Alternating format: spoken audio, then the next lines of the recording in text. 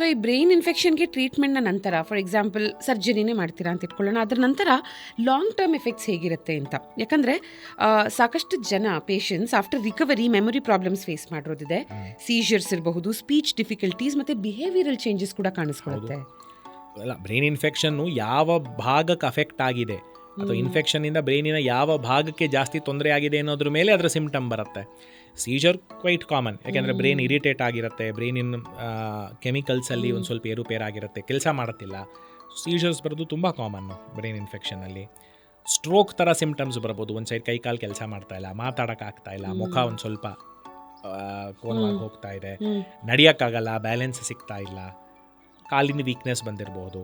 Memory issues, ಖಂಡಿತ memory issues ಬರಬಹುದು. ಎಷ್ಟೊಂದು ಸಲ ಡೀಪ್ ಕೋಮಾಗಿ ಹೋಗಿರ್ಬೋದು ಪೇಷಂಟು, ಸಾಕಷ್ಟು ದಿವಸ ವೆಂಟಿಲೇಟ್ರಲ್ಲಿದ್ದು ನಿಧಾನಕ್ಕೆ ಹೊರಗೆ ಬಂದು ಸರಿ ಹೋಗಿದ್ದು ಸಾಕಷ್ಟು ಉದಾಹರಣೆಗಳಿದೆ. ಸೊ ಬ್ರೈನ್ ಇನ್ಫೆಕ್ಷನಿಂದ ಏನು ಬೇಕಾರಾಗ್ಬೋದು, ಏನು ತೊಂದರೆ ಆಗದೆ ಜಸ್ಟ್ ಒಂದು ಸಾಧಾರಣ ತಲೆನೋವು ಬಂದು ಔಷಧಿ ಮಾತ್ರೆಗಳು ತಗೊಂಡು ಸರಿ ಹೋಗಿದ್ದು ಉದಾಹರಣೆಗಳು ಇದೆ. ತುಂಬ ಸೀರಿಯಸ್ ಆಗಿ ಡೀಪ್ ಕೋಮಾಗಿ ಹೋಗಿ ಮರಣ ಹೊಂದಿರುವಂಥ ಇನ್ಸ್ಟೆನ್ಸಸ್ಸು ಇದೆ. So between these two anything and everything is possible. Okay.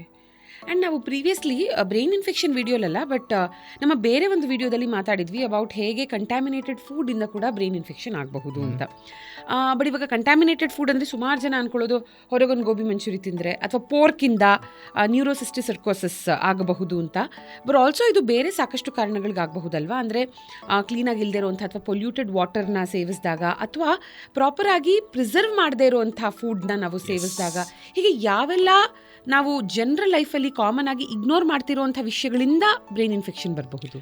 Contaminated food, undercooked food, unprocessed food ಅಂದರೆ ಒಂದು ಆಹಾರ ಪದಾರ್ಥವನ್ನು ಕರೆಕ್ಟಾಗಿ ನಾವು ಪರಿಷ್ಕರಣೆ ಮಾಡದೆ, ಕರೆಕ್ಟಾಗಿ ಅದನ್ನು ನಾವು ಬೇಯಿಸದೆ, ಕರೆಕ್ಟಾಗಿ ಅದನ್ನು ಕ್ಲೀನ್ ಮಾಡದೆ ಬಳಸೋದ್ರಿಂದ ಬರೋ ಸಾಧ್ಯತೆ ಇರುತ್ತೆ. ಬಟ್ ಯೂಶಲಿ ಹೈಲೈಟ್ ಮಾಡೋದು ಅಂಡರ್ ಕುಕ್ಡ್ ಮೀಟ್ ಒಂದನ್ನೇ, ವೆಜಿಟೇಬಲ್ಸ್ ಇಂದನೂ ಬರುತ್ತೆ. ಖಂಡಿತ ವೆಜಿಟೇಬಲ್ಸ್ ಇಂದ ಯಾಕೆ ಬರಲ್ಲ? I mean to say under cooked, especially ಹೆಂಗೆ ಅಂಡರ್ ಕುಕ್ಡ್ಗಿಂತ ಹೆಂಗೆ ಅಂತಂದರೆ, ಈಗ ಫಾರ್ ಎಕ್ಸಾಂಪಲ್ ಸೊಪ್ಪು, ಎಷ್ಟೊಂದು ಕಡೆ ನಾವು ತಿನ್ನೋ ಸೊಪ್ಪು ಇದೆಲ್ಲ ಬೆಳೆಯುವಂಥ ನೀರು ಏನು ಬಳಸ್ತಾರೆ, ತುಂಬ ಸಲ it will be contaminated with sewage. ಹೌದು, ಸಿವೇಜ್ ವಾಟರ್ ಇರಬಹುದು. Sewage water is easily available and ಸೊಪ್ಪನ್ನ ಇಂಡಸ್ಟ್ರಿಯಲ್ ವೇಸ್ಟು, ಸೊಪ್ಪನ್ನ ಮೇಜರ್ ಆಗಿ ಸೊಪ್ಪಿನ ಬೆಳೆಸೋದಕ್ಕೆ ಬಳಸುವಂಥ ನೀರು ತುಂಬ ಕಲುಷಿತವಾದ ನೀರಿರುತ್ತೆ.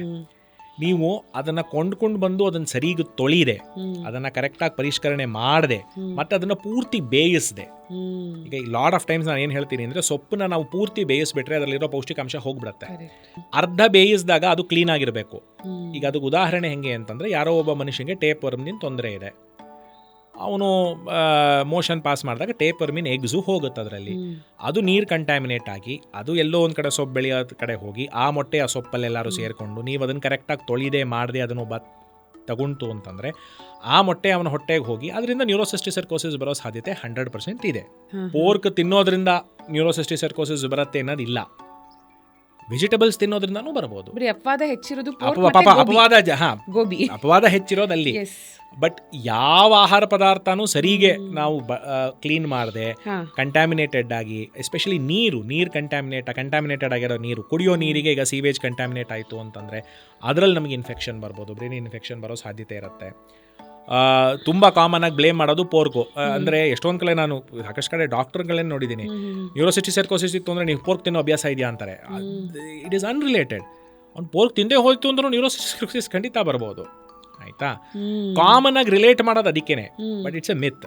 ಯಾವ ಆಹಾರ ಪದಾರ್ಥ ಕಂಟ್ಯಾಮಿನೇಟೆಡ್ ಆಗಿ, ಅಂಡರ್ ಕುಕ್ಡ್ ಆಗಿ, ಅಂಡರ್ ಪ್ರಾಸೆಸ್ಡ್ ಆಗಿ ಬಳಸ್ತು ಅಂತಂದ್ರೂ ಬರೋ ಸಾಧ್ಯತೆ ಇರುತ್ತೆ. ಇನ್ನೊಂದು 2-3 ಹೇಳಂಗಿತ್ತು ಅಂತಂದರೆ, ಹಾಲು, ಅನ್ಪ್ಯಾಸ್ಚರೈಸ್ಡ್ ಮಿಲ್ಕ್ ಬಳಸೋದ್ರಿಂದ ಬ್ರೈನ್ ಇನ್ಫೆಕ್ಷನ್ ಬರೋ ಸಾಧ್ಯತೆ ಇರುತ್ತೆ. ಲಿಸ್ಟೇರಿಯಾ ಅಂತ ಹೇಳಿ ಒಂದು ಬ್ಯಾಕ್ಟೀರಿಯಾ, ಬ್ರುಸೆಲ್ಲಾ ಅಂತ ಹೇಳಿ ಒಂದು ಬ್ಯಾಕ್ಟೀರಿಯಾ, ಬ್ರುಸೆಲ್ಲೋಸಿಸ್ ಅಂತ ಒಂದು ಕಾಯಿಲೆ ಇದೆ, ಲಿಸ್ಟೇರಿಯಾ ಮೊನೋಸೈಟೋಜಿನಿಸ್ ಅಂತ ಒಂದು ಬ್ಯಾಕ್ಟೀರಿಯಾ. ಆ ಲಿಸ್ಟೇರಿಯಾ ಮೊನೋಸೈಟೋಜಿನಿಸಿಂದ ಮಿಡಲಿನ್ ಇನ್ಫೆಕ್ಷನ್ ಬರ್ಬೋದು. ಹಾಲಿನ ಪರಿಷ್ಕರಣೆ ಸರಿಗೆ ಮಾಡದೆ, ಸರಿಗೆ ಕುದಿಸದೆ, ಪ್ಯಾಸ್ಚರೈಸ್ ಮಾಡದೆ ಇರೋ ಹಾಲು ಕುಡಿದ್ರೆ ಬರುವಂಥ ಸಾಧ್ಯತೆ ಇರುತ್ತೆ. ಪ್ರಾಣಿಗಳ ಒಂದು ಮಲ ಏನಿರುತ್ತೆ ಅದರಲ್ಲಿ ಸಾಕಷ್ಟು ಈ ಬ್ಯಾಕ್ಟೀರಿಯಾದಾಗಲಿ ಪ್ಯಾರಾಸೈಟ್ಗಳದಾಗಲಿ ಮೊಟ್ಟೆ ಇರುತ್ತೆ. ಅದರಿಂದ ವೆಜಿಟಬಲ್ ಆಗಲಿ ಅಥವಾ ನಾವು ತಿನ್ನೋ ಪದಾರ್ಥ ಆಗಲಿ ಕಂಟ್ಯಾಮಿನೇಟ್ ಆಯಿತು ಅಂತಂದರೆ ಅದರಿಂದ ಕೂಡ ನಮಗೆ ಬ್ರೈನ್ ಇನ್ಫೆಕ್ಷನ್ ಬರೋದಿರುತ್ತೆ. ತುಂಬ ಕಾಮನ್ ಎಕ್ಸಾಂಪಲ್ ಅಂದರೆ ಟಾಕ್ಸೋಪ್ಲಾಸ್ಮಾ ಅಂತ. ಈ ಟಾಕ್ಸೋಪ್ಲಾಸ್ಮಾ ಅನ್ನೋದಂಥದ್ದು ಒಂದು ಬ್ಯಾಕ್ಟೀರಿಯಾ.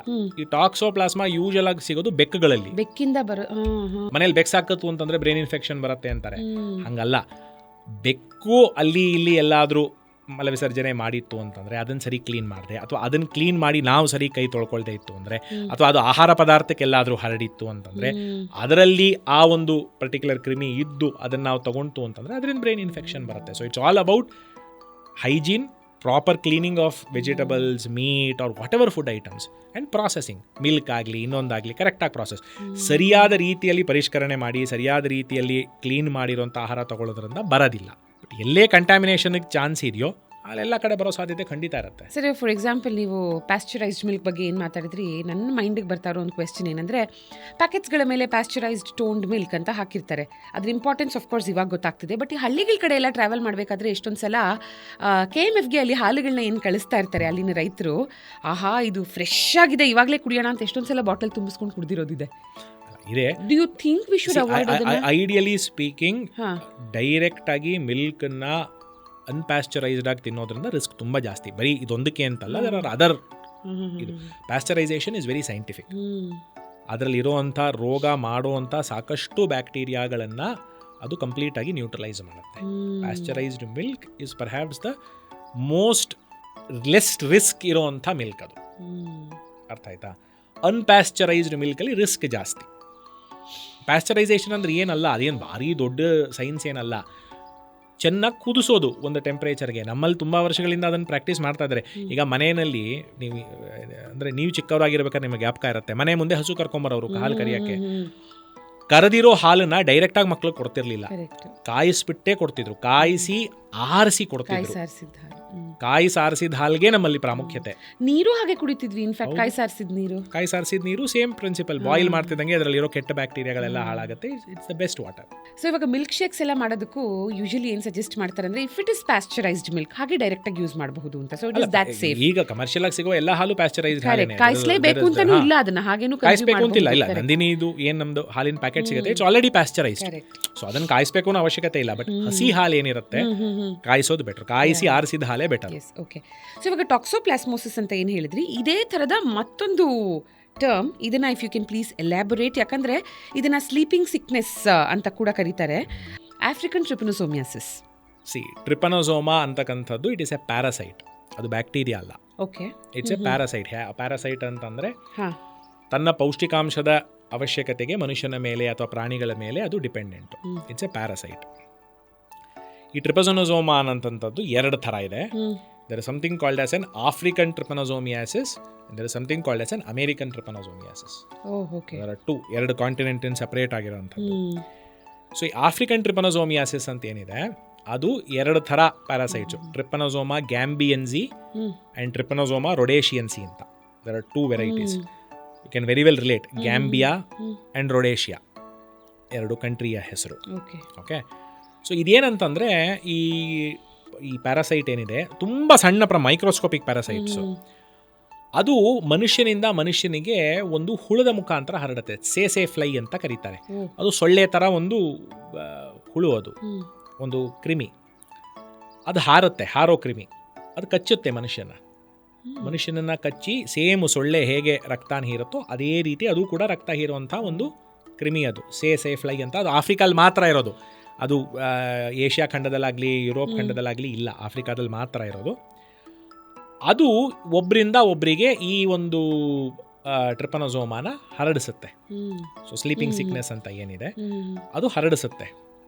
ಸೊ ಈ ಸ್ಲೀಪಿಂಗ್ ಸಿಕ್ನೆಸ್ ಹೆಂಗೆ ಅಂತಂದರೆ, ಈಗ ಅದು ಸೊಳ್ಳೆ ಕಚ್ಚಿದಾಗ ಅದು ರಕ್ತಕ್ಕೆ ಸೇರ್ಕೊಳ್ಳುತ್ತೆ. ರಕ್ತದಲ್ಲಿ ಅದು ಬೆಳವಣಿಗೆ ಆಗುತ್ತೆ. ಬೆಳವಣಿಗೆಯಾಗಿ ಸೆಕೆಂಡರಿಯಾಗಿ ಅದು ಏನು ಮಾಡುತ್ತೆ ಅಂತಂದರೆ ಮಿದುಳನ್ನು ಅಫೆಕ್ಟ್ ಮಾಡುತ್ತೆ.